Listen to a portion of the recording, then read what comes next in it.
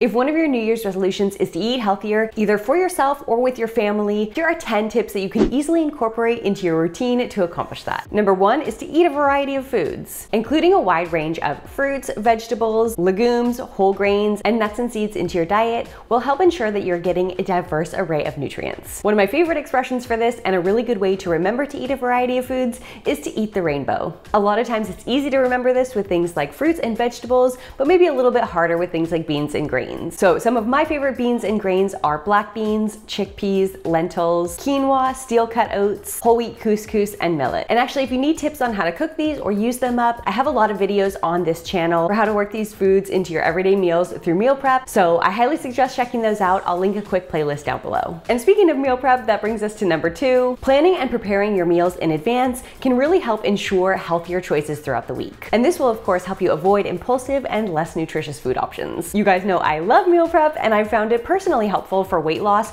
and even just staying healthy. So if you haven't tried meal prep yet, perhaps this year is the time to give it a go. I'd love to help you incorporate some simple strategies into your routine. Number 3, stay hydrated and drink plenty of water and other healthy beverages throughout the day. Sometimes the body can mistake thirst for hunger, so staying hydrated may help control unnecessary snacking. Dr. Greger says in his Daily Dozen that you should aim for 5 glasses of beverages per day, whether that be water, green tea, herbal tea, etc. Number 4, plan balanced meals. It's important to plan your meals to include a mix of nutrients for a well-rounded diet. Dr. Greger's Daily Dozen is again a tool I like to refer to for this purpose. The Daily Dozen is a list of both categories and recommended quantities of health foods that you should aim to incorporate every day if you can. His list includes beans, berries, fruits, greens, cruciferous vegetables, whole grains, flax, nuts and seeds, and herbs and spices. I do have a couple videos specifically about the Daily Dozen, so if you want to learn more about it or how to incorporate those foods, definitely go check those out. I'll link them down below. Number 5, limit processed foods. Try to reduce your intake of processed and packaged foods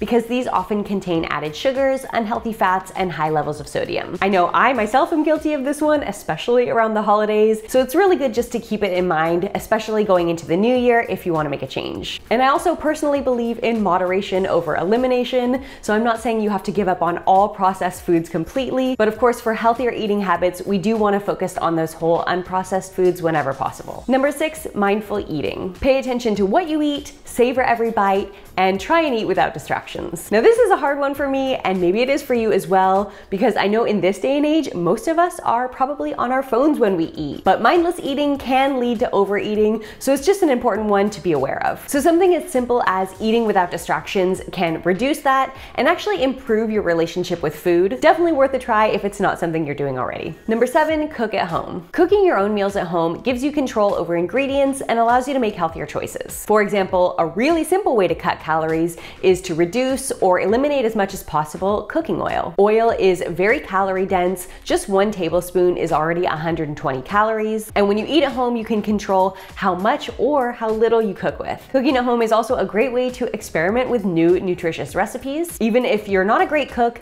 you might want to take some time in the new year to learn a couple recipes that you enjoy. I personally like to keep it pretty simple in the kitchen. I actually was not that good of a cook for a long time. Some may say I'm still not that good of a cook, but I've learned to cook some things that are healthy, that my family enjoys, and that are pretty easy to make. And those are the things that I think are most important for home cooking. Number 8, eat regularly. Establishing a regular eating schedule with balanced meals and snacks will help you maintain energy levels throughout the day. And skipping meals can actually lead to overeating later on. So don't fall into the trap of just eating less or dropping your calories too low. That won't be sustainable long term and may cause binging later on. Instead, focus on eating healthy foods regularly and getting enough calories to fuel your body. Number 9, limit added sugars, salt, and oil. If you want a super simple way to improve your health in the new year, try simply reducing your intake of sugar, salt, and oil. Excess sugar and oil can lead to weight gain, and of course too much salt can cause fluid retention, not to mention there are plenty of other more serious risks associated with these foods. So some simple ways to reduce first your sugar intake would be to switch to natural sweeteners. Things like fruit, date paste, and maple syrup will still provide sweetness, but have other benefits as well, such as additional nutrients. If you're looking to reduce your salt intake, try enhancing your dishes with herbs and spices instead of just reaching for the salt shaker. If you usually buy canned beans or you notice a high sodium content in yours, try rinsing them thoroughly first,